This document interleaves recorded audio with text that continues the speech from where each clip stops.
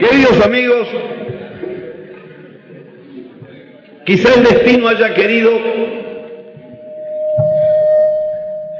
que esto que hubiéramos deseado fuera simplemente la ceremonia grata y enfervorizada de la iniciación de actividades de una de nuestras coordinadoras, destinadas a extenderse por la ciudad entera y extendiéndose, forjar a organización, como aquí dice, las próximas victorias del Partido Nacional, que tanto como afirmar las próximas victorias del país.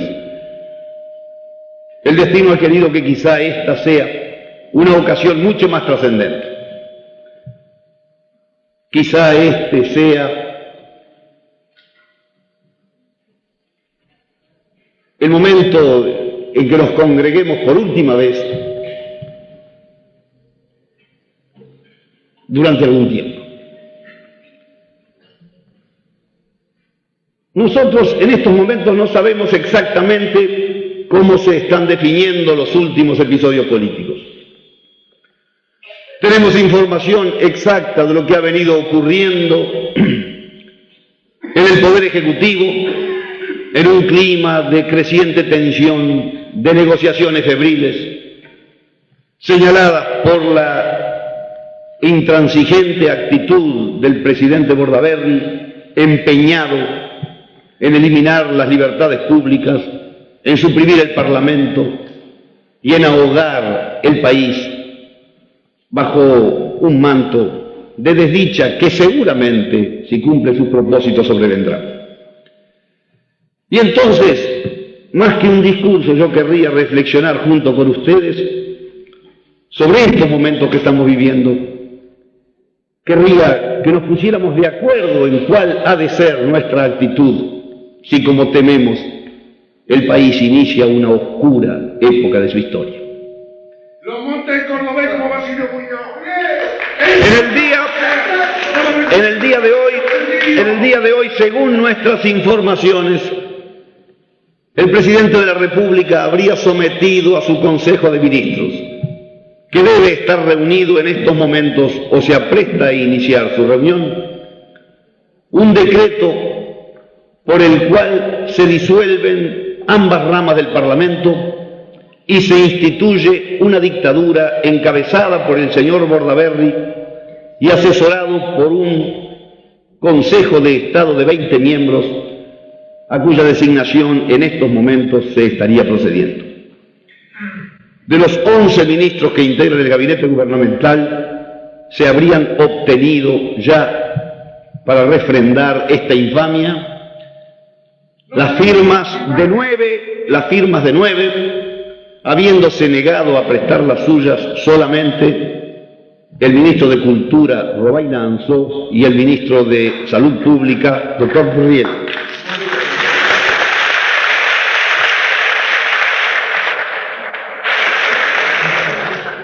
Eso, naturalmente, iniciaría una época muy difícil de la vida nacional. Los pretextos que el Poder Ejecutivo invoca, según las informaciones que nosotros poseemos,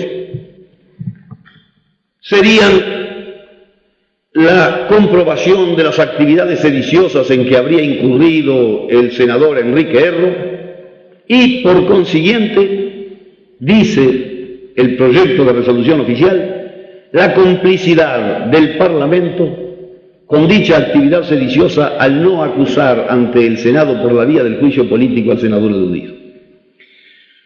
Yo no voy a perder tiempo hoy aquí hablando con ustedes del caso Erro. Si algo nos ha venido indignando progresivamente en los últimos tiempos es que haya uruguayos tan malos orientales capaces de jugarse la suerte del país por Erro.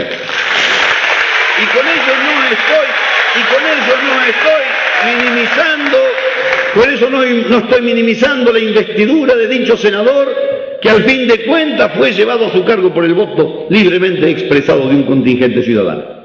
Estoy diciendo simplemente que si en este país hay gente que tiene cuentas a cobrarle al señor Erro, es precisamente la gente del Partido Nacional.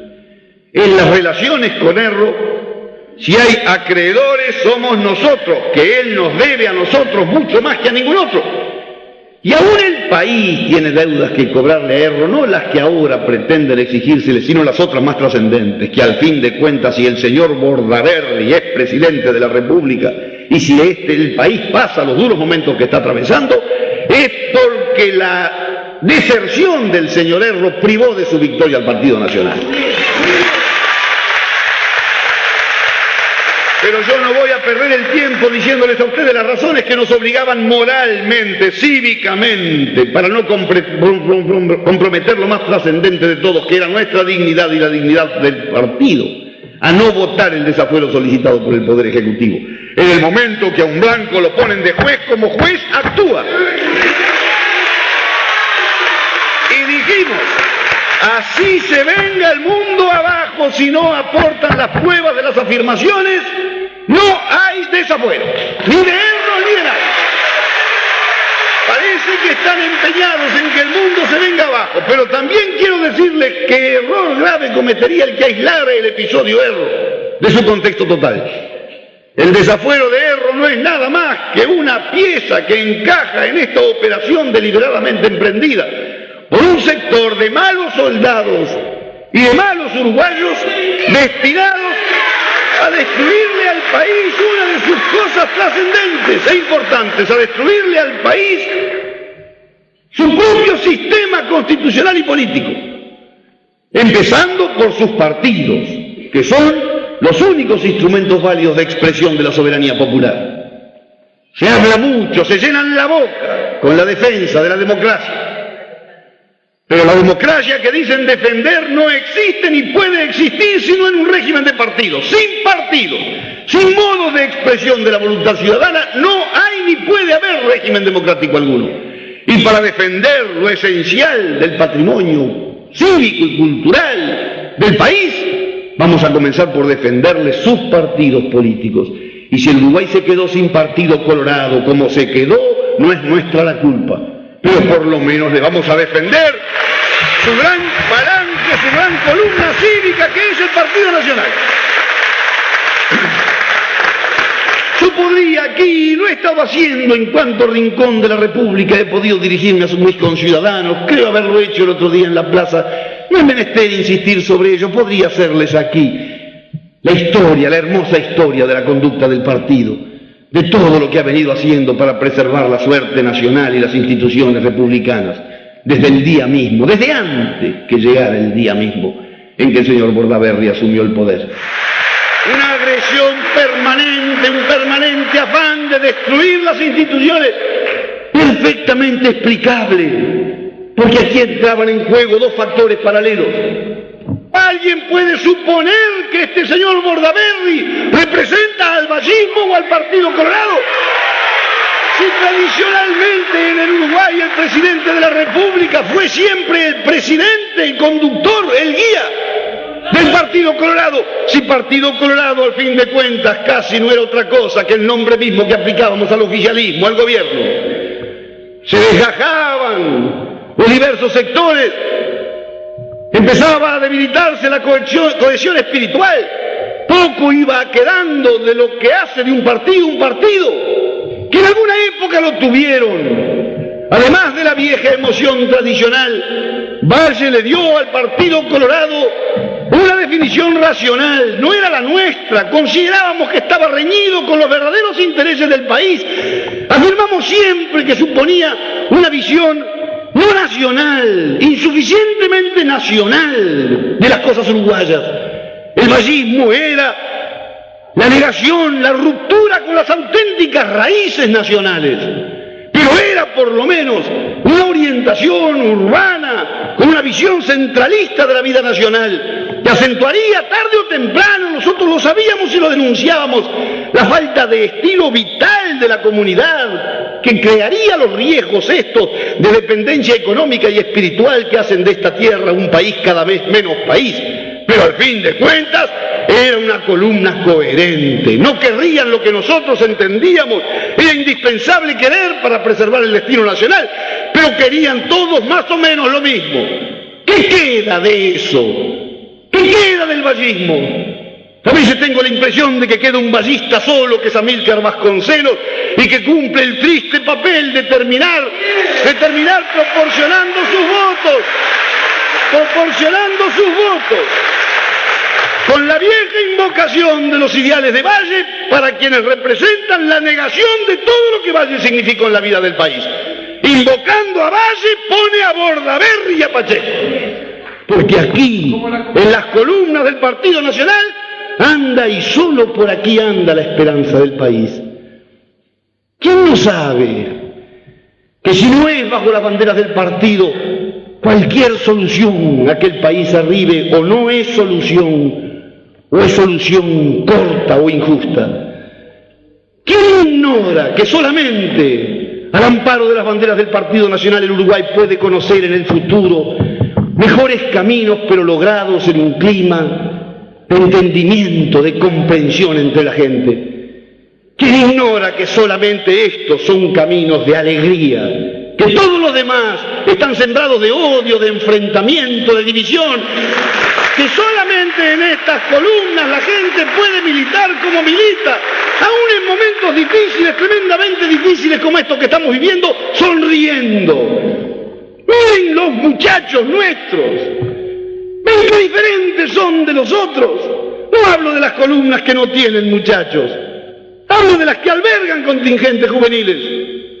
Hay solo dos clases: los que militan en fuerzas que nos agrupan bajo el signo de la exasperación y del odio, las que hacen de ellos arrojadores de piedras y que los exhiben con los puños crispados, y esta otra columna de muchachos nuestros, lindos muchachos y muchachas, alegres, alegres. ¿Cómo andan contentos por la vida solamente aquellos que saben que para lograr el destino al final no tienen que recurrir a ningún atajo? Que simplemente están tan convencidos de que de ellos es la razón, que ni siquiera se les pasa por la imaginación como a los otros la necesidad de imponer sus ideas, prohibiendo a los demás decir las suyas. Solamente la gente con fe respeta. El que no cree en su cosa naturalmente que tiene la necesidad indispensable de agredir. ¿Qué otro remedio tienen para imponer sus ideas que apelar a la fuerza? Y hay muchos modos de aplicar la fuerza. ¿Qué fuerza es la del milico prepotente? Y fuerza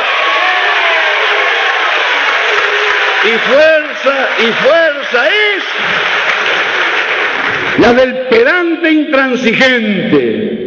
Tan fuerza es la del vanidoso que se cree monopolizador de la justicia, de la verdad y de la voluntad popular, como la del que no entiende nada y porque nada entiende termina agarrando a las patadas las cosas porque no sabe hacer nada de otro modo. Nosotros somos una columna de concordia, de entendimiento nacional. Pero precisamente por eso estamos desesperadamente decididos a mantenerle al Uruguay vigente un sistema dentro del cual por estas vías se puedan conseguir las cosas. El derecho a opinar libremente, nosotros y los otros, lo vamos a defender por cualquier medio, por cualquier modo.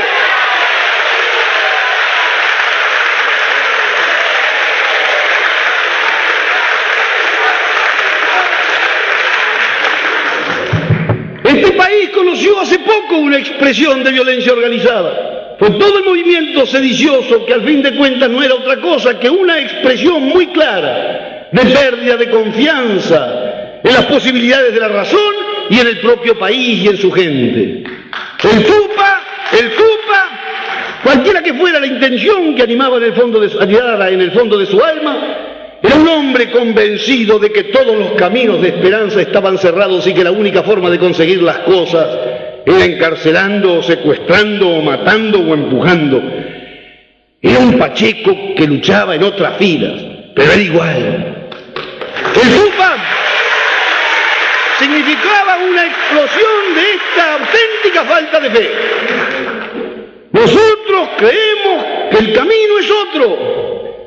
Creemos que el camino es el del respeto de la opinión ajena, el del respeto de toda opinión honrada y aún de la que no consideremos honrada.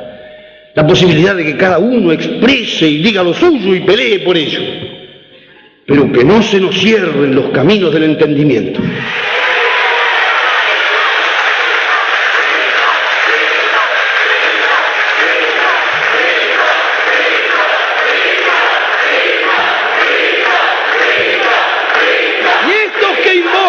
Y estos que invocan las Fuerzas Armadas, estos que invocan la gloria del Ejército Nacional, ¿acaso creen que el Uruguay les va a perdonar el insulto que a las armas nacionales, que al Ejército Nacional le van a hacer y le andan haciendo?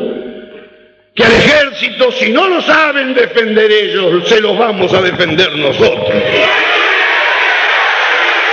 Nosotros le vamos a defender al país la posibilidad de que las Fuerzas Armadas sigan siendo nuestra gran institución nacional, el emblema, el símbolo de lo que une y no de lo que separa. Vamos a defender la gloria de una institución que al fin de cuentas es la imagen de toda nuestra historia. Y por otro lado, esta tarea está hoy facilitada por una pérdida de fe de quienes nos salieron a llenar los oídos con consejas y admoniciones, proclamándose únicos depositarios de la lucha por la justicia social. Al fin de cuentas, ustedes saben bien que estamos al borde del golpe de Estado, a horas, a minutos de la instauración de una dictadura militar, y que si no quisiera el Partido Comunista y la CNT, aquí no habría dictadura militar. Y las instituciones flaquean es simplemente porque hay un sector de presuntos reformadores revolucionarios empeñados en mantener por encima de todo otro objetivo, como cosa primordial, la posibilidad de seguir revistando burocráticamente como ejecutivos cómodos de organizaciones gremiales o como propietarios, porque es el único partido comunista revolucionario del mundo a quien conozco que cada vez compra más inmuebles, propietarios que quieren gozar de su derecho de propiedad sobre sedes sociales lujosas y mantener la condición de legalidad, que en este caso dejaría de ser legalidad para transformarse simplemente en autorizadas por el gobierno de que han gozado desde hace más de medio siglo. Esta es la tragedia nacional que al país también, a mucha gente la convencieron de que los intérpretes de la voluntad popular, de las inquietudes de la gente, eran un núcleo de autodesignados, revolucionarios o transformadores de la estructura social, que sin embargo muchas veces estuvieron y hoy están al servicio de cualquier gobierno que asegure el ejercicio de un control sindical del cual no importa nada en qué sentido se ejerza. Estos son los factores de debilidad, pero por otro lado están los factores de fuerza. Está el Partido Nacional y está la gente como gente.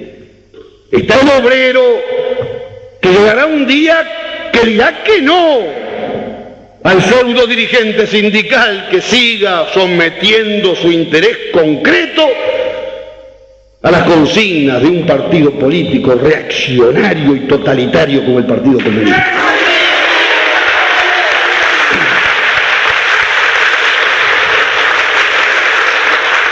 Todo esto quizás suponga tiempo, pero creo que no mucho. Inicialmente la operación es muy sencilla. Se habla mucho, se discute todos los días, los diarios en una campaña muy bien concertada y organizada discuten si el aumento será del 25 o del 27 y unos hablan del 25,5. Yo me atrevo a asegurar que va a ser del 50. Porque ese va a ser el precio. Naturalmente que la situación económica nacional es tal que ese 50 no servirá absolutamente para nada porque desencadenará una ola inflacionaria que arrastrará el mismo día de su otorgamiento, con la mejora del salario y con mucho más.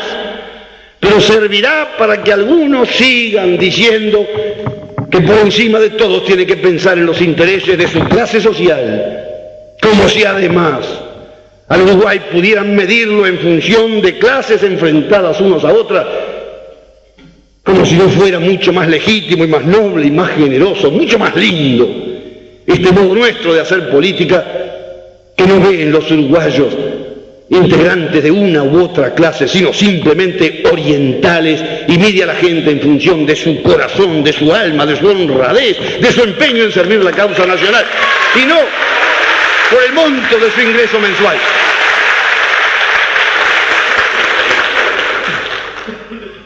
¿Qué vamos a hacer nosotros en el interín? ¿Qué vamos a hacer mientras tanto? Yo creo que nuestra muchachada necesita consignas muy claras.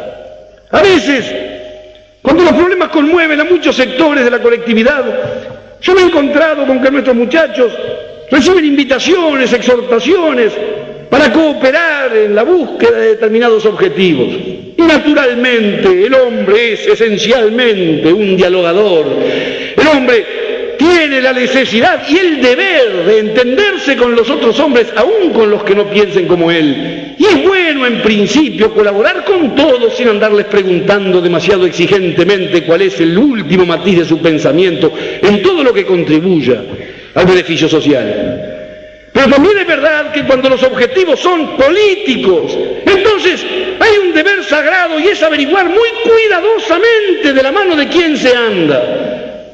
Es muy importante tener una visión muy exacta y muy precisa de quiénes pueden ser nuestros camaradas en la lucha y quiénes necesariamente, aunque en determinado momento aparezcan enarbolando banderas, no iguales, pero por lo menos similares, son porque tienen que ser, porque no tenemos más remedio de que sean, porque tenemos el deber de considerarlos nuestros adversarios, nuestros enemigos irreconciliables. Cuando antes de la última elección, un día en una entrevista televisiva con la prensa extranjera, a mí me preguntaron si en caso de triunfar el Partido Nacional haríamos un gobierno que incluyera también al Frente Amplio. Yo recuerdo exactamente lo que contesté en la oportunidad. Les dije, nosotros vamos a hacer un gobierno de buenos blancos, pero no un gobierno de blancos. Nosotros vamos a pedir que nos ayuden en la tarea hombres de todos los partidos, porque el objetivo además no es servir a los blancos, faltaba más, es servir a los uruguayos todos. Pero concretamente en este tema, si nosotros hubiéramos gobernado conjuntamente con el Frente, yo dije, trataremos desesperadamente de lograr la colaboración de todos los sectores no totalitarios del Frente, con aquellos que no sientan hondamente el ideal de la libertad, con aquellos que crean como creen estos, que la libertad es simplemente un medio, una forma, una manera, un instrumento para conseguir otras cosas, que el hombre es libre para ejercer su libertad obteniendo una mejora de su salario o una disminución de su jornada, que es libre para poder obtener algún resultado concreto, bueno o malo, eso no importa. Esos están profundamente equivocados, o por lo menos están esencialmente diferenciados de nuestra filosofía política, porque nosotros creemos que todo lo otro es importante, desde luego que es importante. No hay que quedarse solamente en la libertad, pero también afirmamos que la libertad no es un medio sino un fin en sí, es el modo de lograr que los hombres sean hombres, que sean dignos de su calidad humana.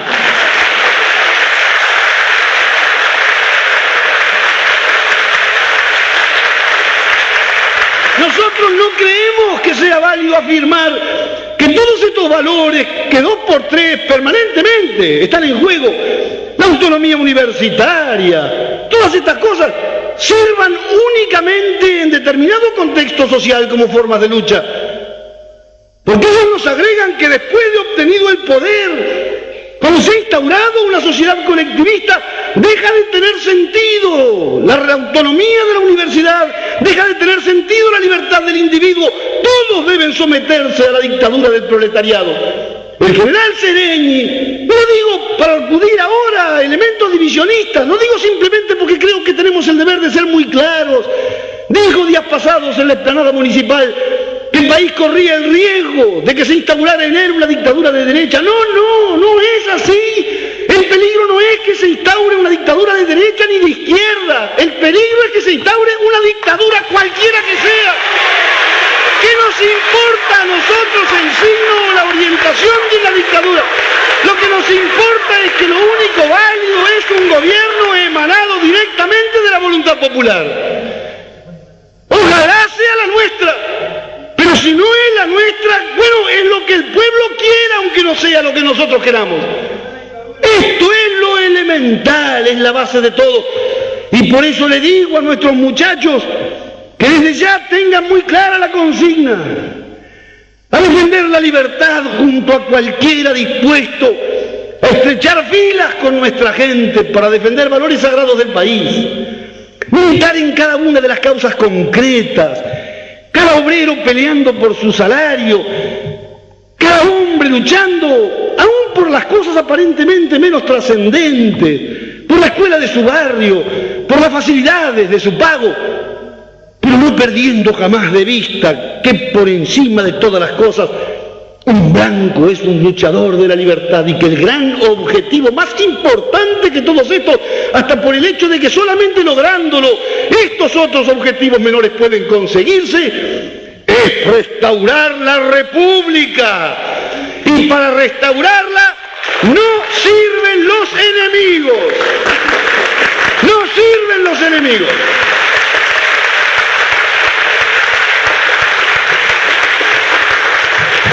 Con totalitarios, nada, nada, nada.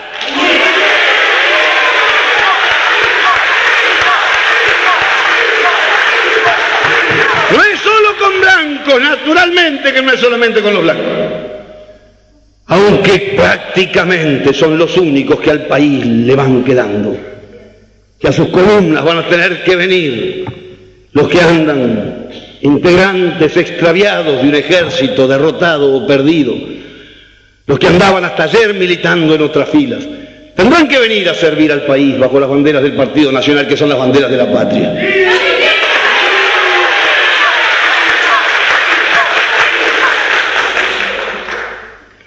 Nuestros hombres están expuestos a todo género de denuncias malevolentes. Nosotros tenemos las pruebas del pacto a que llegaron Amodio Pérez con determinados oficiales del ejército para destruir el aparato político y concretamente para destruir el Partido Nacional. Nosotros tenemos un documento que envía Amodio a alguien situado fuera del cuartel, citándolo para acordar dentro de la unidad militar luego los detalles de la operación, citándolo para editar afuera un libro en el cual se consignaría una historia del movimiento Tupamaro, pero además, y ello redactado por capitanes y tenientes coroneles del Ejército Nacional, todo un capítulo destinado a destruir al Partido Nacional. Y esto lo dice Amodio concretamente con todas sus letras. Le faltaba solamente la prueba de la autenticidad del documento y la obtuvo Dardo Ortiz. Porque Dardo Ortiz le sacó la letra a Amodio y hoy nosotros podemos demostrar ante cualquier tribunal del mundo, y de esos documentos no se van a apoderar, no están en el Uruguay desde luego.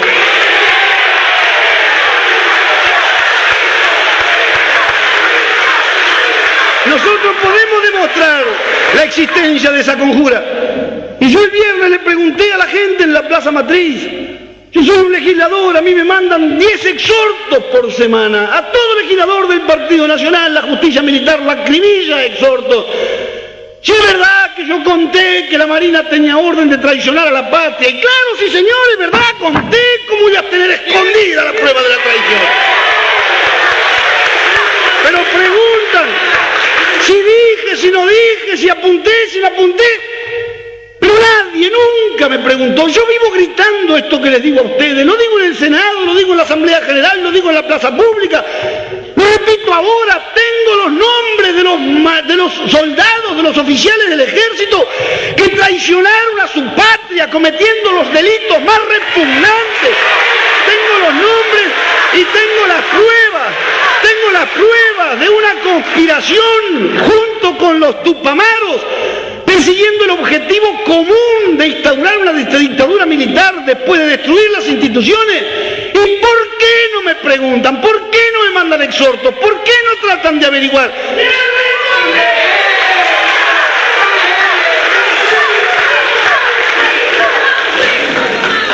En este país han venido a descubrir novedades que los blancos conocemos desde el principio de la historia. En este país nos han venido a hablar de revoluciones. Todos hablan de revoluciones en los Sorocabanas, y los únicos que hemos hecho revoluciones hemos sido los blancos. En este país han descubierto ahora las grandes columnas populares, han descubierto la insurrección de las masas para obtener la satisfacción de sus legítimos reclamos. No se ponen a averiguar que aquí hubo episodios de maravilla, como la revolución del 97 y del 4, que significaron auténticas explosiones populares, y que columnas populares más populares que esas no hubo nunca en la historia del país. ¿Qué nos tienen que enseñar a los blancos? Al contrario, que traten de aprender un poco la permanente lección de civismo de esta columna, que cuando de ellos nadie se acuerde va a seguir asegurándole el destino a este país, a este nuestro país. Yo les pido que ustedes ayuden a mantener organizado el Partido Nacional. Este es un deber absolutamente ineludible. Se es blanco todo el día, se es blanco toda la noche, se es blanco siempre, se es blanco en el trabajo, en la casa, en la esquina, en el bar, en el fútbol, donde sea, se es blanco. Pero además es orgullosamente blanco. No es el soy blanco y qué, no. Soy blanco arrogante, agresivamente blanco. Que nos envidien los otros, que nos envidien los otros. Y eso hay que transportarlo al deber de organización de una gran fuerza cívica. Qué poco le pedimos a cada uno, es apenas militancia, fervorosa militancia por una causa que es la causa del país. Fervorosa militancia para asegurarle a nuestros hijos que no tengan que salir a pelear por lo que nosotros tenemos la obligación de darles, o por lo menos por la posibilidad que tenemos que abrirles para que ellos consigan sus cosas en paz. Y créanme, gracias a Dios, les vamos a pasar por arriba.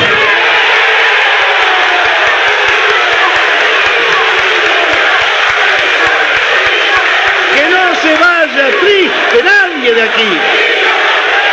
Que de aquí salgan todos preocupados, naturalmente, que todos tenemos el deber de andar preocupados, pero que de aquí no salga nadie triste, que de aquí salga la gente sonriendo, con alegría. No hay nada más lindo que pelear contra estos, no hay nada más lindo que afirmar el destino nacional a través del partido, de nuestro Partido Nacional. Váyanse tranquilos a sus casas, no caigan en aventurerismo, no incurran en el riesgo fácil. Quizá cuando pasen los años podamos decir que tenemos que agradecerles que nos dieron la oportunidad, que sirvieron casi como catalizador de esta explosión fervorosa del alma nacional bajo las banderas de nuestro partido, de nuestro invicto Partido Blanco.